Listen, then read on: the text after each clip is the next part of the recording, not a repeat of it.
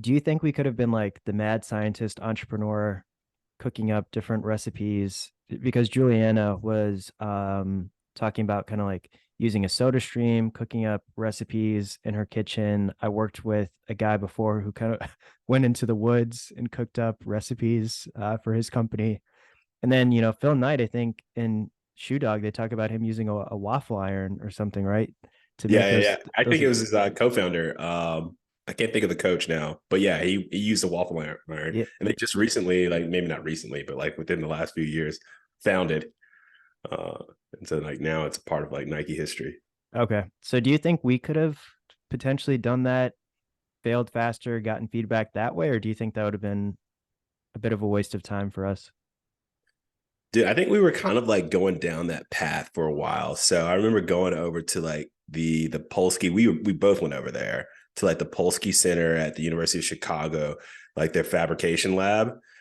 So they had like these. I mean, they have like a bunch of saws, a bunch of tools, the 3D printer, and we were gonna like. The idea was to take in, especially I think this was back when we were ideating about like making soccer cleats for former competitive athletes, and we're going to take a bunch of different cleats and just like break them down, tear them apart, see how they were kind of made, and see if we can like re-engineer, reconstruct them.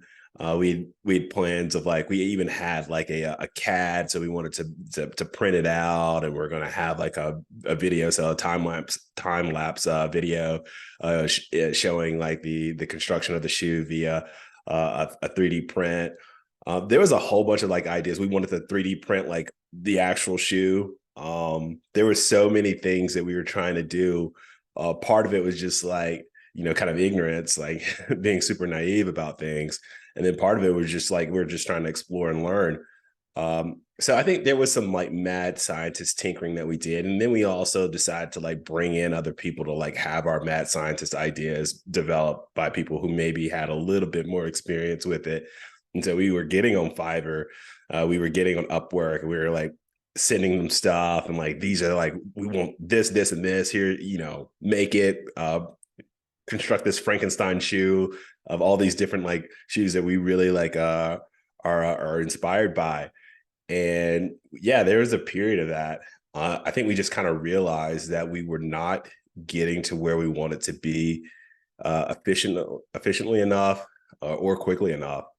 And we wanted to bring in a bigger gun, someone who actually can do these things, because we were getting nowhere. We were learning a lot, but we weren't really making progress on the product development front. So I think we did have a stint doing like what Juliana kind of mentions, her mad scientist, like mixing flavors and trying to get like that taste just right.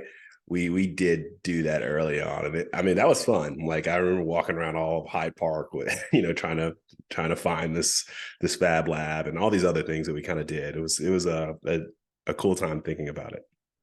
Yeah, I had kind of forgotten some of that stuff that we had done in the context behind it. And I think you made a good point about it's kind of risky to be a mad scientist with kids' feet, and with Nike, for example, like it's easy enough to just make a shoe for yourself, run in it, see if it works. And then if something really goes wrong, it's on you. It's not You're not injuring someone else or someone else's kid.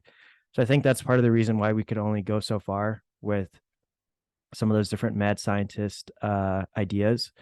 But I think you're right in terms of that we're still having the ideas. We're almost like funding the mad scientist instead of being the mad scientist ourselves. And like if we have any like really stupid ideas or ideas that are potentially going to put people in danger, then we have enough people on the team with expertise where they would be like, yeah, you can't do that because of XYZ reasons. But if you want to do something similar, then you can do this instead. So I think it was a natural progression for us. And I think it would have been probably irresponsible for us to just make shoes ourselves and then have kids try them out and give us feedback and fail fast that way. So I think just the nature of the product makes it a bit harder to be a mad scientist for a long period of time.